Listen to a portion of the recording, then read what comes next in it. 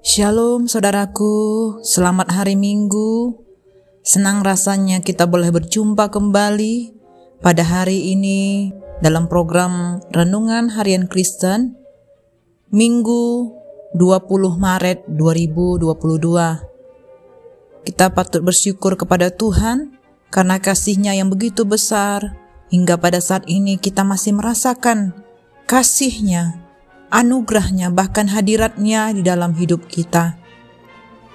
Sebelum kita boleh memulai aktivitas hari ini, mari saudaraku kita persiapkan hati kita untuk mendengar firman Tuhan. Kita akan lebih lagi boleh membaca dan merenungkan firman Tuhan, serta kita mau taat untuk melakukan setiap firman yang kita sudah dengarkan. Mari kita satukan hati untuk berdoa.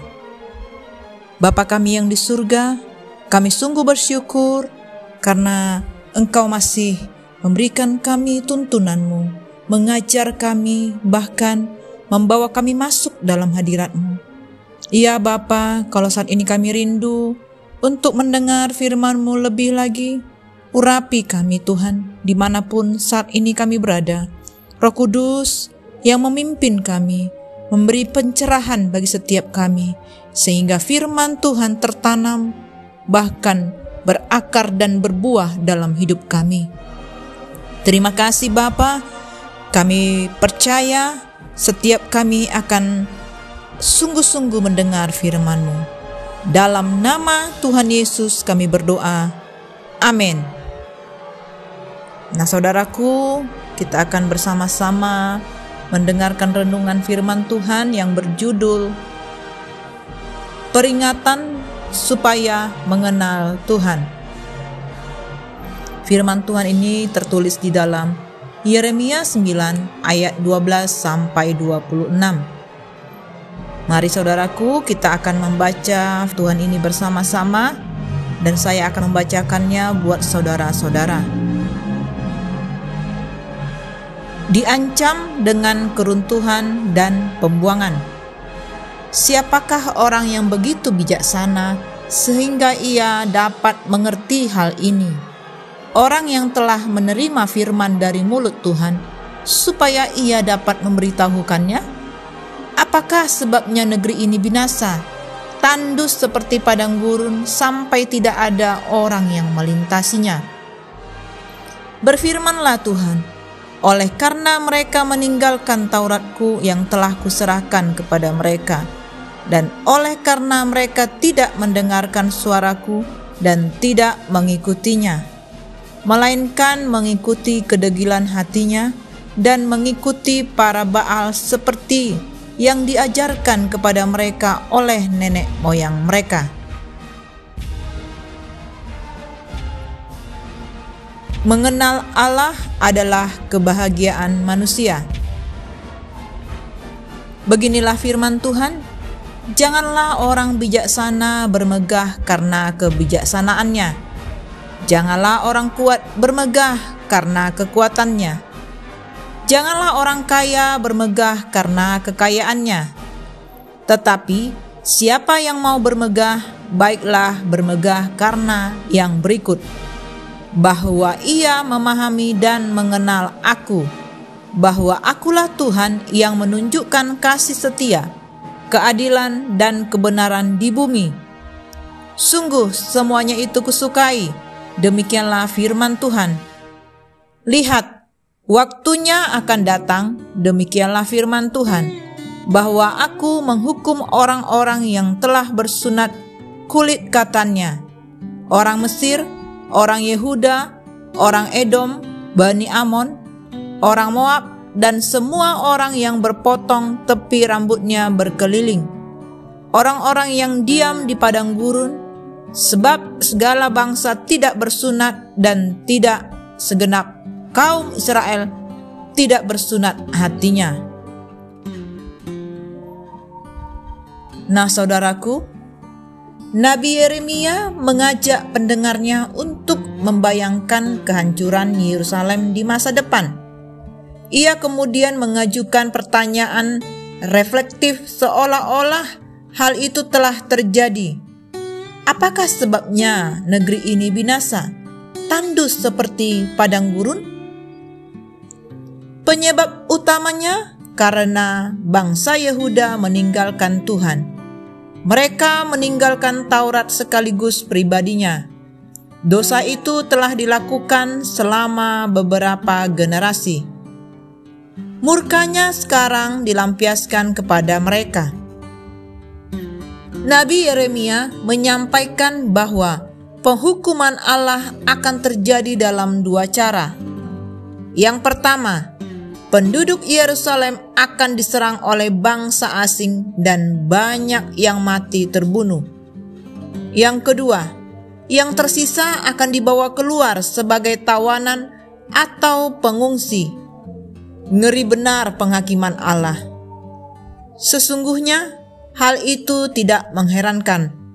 Ratusan tahun sebelumnya, Tuhan telah memperingatkan bangsa itu melalui Musa dalam Ulangan 29 ayat 18 dan Imamat 26 ayat 33. Andai saja mereka mengindahkan peringatan-peringatan itu.